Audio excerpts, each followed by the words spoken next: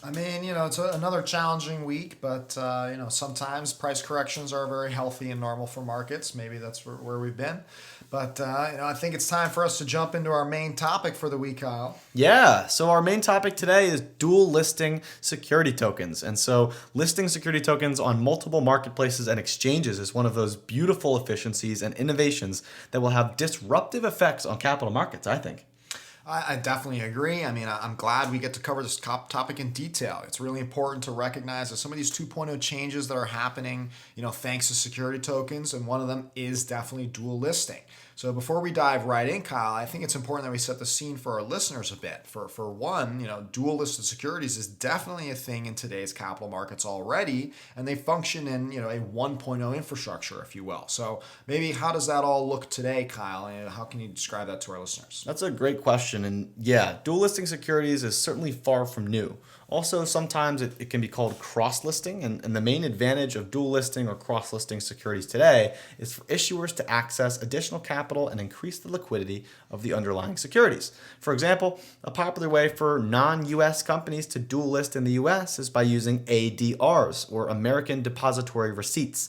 This process is much more tedious and expansive in an analog and untrusted environment, as you essentially need to complete all the listing and compliance requirements for two separate times. One for where you're listing originally, and then the second time to try to get onto that second market. So therefore, when it does come to dual listing, it's typically reserved for specific types of companies with a certain size that can handle that additional expense, and the process can typically require additional resources to support that new market. So, on the other hand, it is one of the only ways to have a publicly traded company or to trade on a public exchange longer than that 9 to 5 p.m. of their own country. All right, all good points. So partnerships between marketplaces or issuers sometimes take on the burden of cross-listing their securities in order to create further access to investors and potential buyers or seller demand, right? So this is just like what the SIX and SBI are doing with their Singaporean exchange joint venture. The difference is they're building on a 2.0 environment, using blockchain or distributed ledger technology. Still, we're talking about needing to leverage the infrastructure developed by these two financial institutions specifically. So with security tokens, as we have covered in the past, it becomes far easier to transfer ownership while also remaining compliant, which also means listing on other marketplaces should be far easier, and therefore dual listing could actually look a lot more like multi-listing, because you may eventually see security tokens trade on dozens of different marketplaces and exchanges, and even blockchains for that matter. Actually, it's all possible.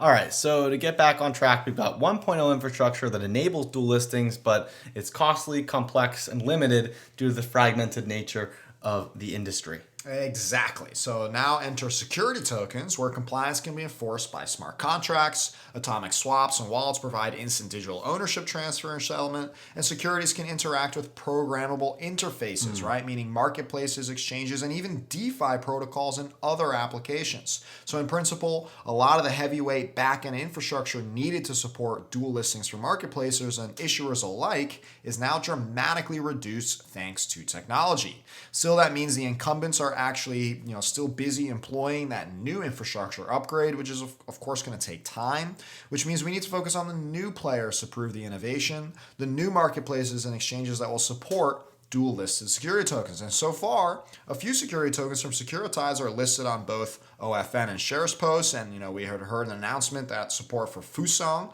will be in place soon. And the St. Regis has long been touted now to also be listed on the Elevated Returns Exchange in Southeast Asia beyond T0. Soon, investors may be able to easily transfer tokens between these marketplaces through digital interfaces, right? So, and that has a lot of ramifications on its own.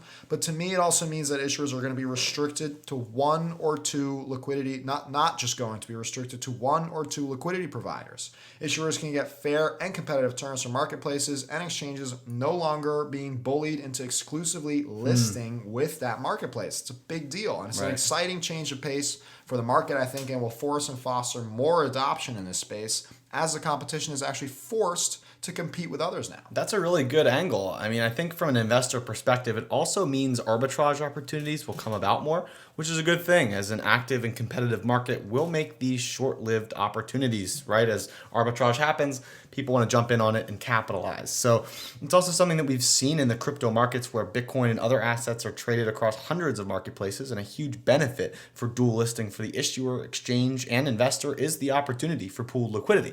Similar to the idea of working with arbitrage, we see many exchanges actually filling orders for their bidders by scraping some of the asset off of many different exchanges, essentially providing the lowest possible price per share based off of different liquidity pools. This is incredibly effective in blockchain-based assets and settlement systems, as the compliance between exchanges remains constant based on the specific asset's requirements. And blockchain settlement allows for smart contracts, resolutions that are quicker and more cost effective than the manual solutions on traditional markets. So, I mean, in this way, opening up more investors to use their own native exchanges while still being able to capitalize on the greater liquidity of the asset anywhere around the world is a complete game changer. It's something that will improve access and liquidity for all trading security tokens, regardless of whether they're issued or where they're trading. And that's why dual listings for security tokens, that's why they're such a big deal. They're truly leveraging the next generation of finance to provide liquidity through hundreds of different types of liquidity pools, centralized and in some cases autonomous and decentralized. So for investors, it means more options for selling and buying. For issuers, it means better liquidity. And for marketplaces, it means greater volume. So everybody wins from security tokens in this scenario, except for, the monopoly-like investment syndicates that used to control small to mid-cap markets. Now they will be forced to compete with the rest of the market. And this is exciting stuff for finance and for the investment firms themselves too, given that it also creates new opportunities. Yeah, and to take it even a step further, we really can expand this common terminology from dual listing to the idea of multi-listing, because with a security token, there really isn't any limits for how many exchanges an asset could trade on. So with the advent of blockchain assets like security tokens, a key innovation is this idea of self-custody, where an investor themselves could manage their ownership of an asset. So due to that novel concept, decentralized exchanges like Uniswap have popped up that allow for anyone to create a market for their token.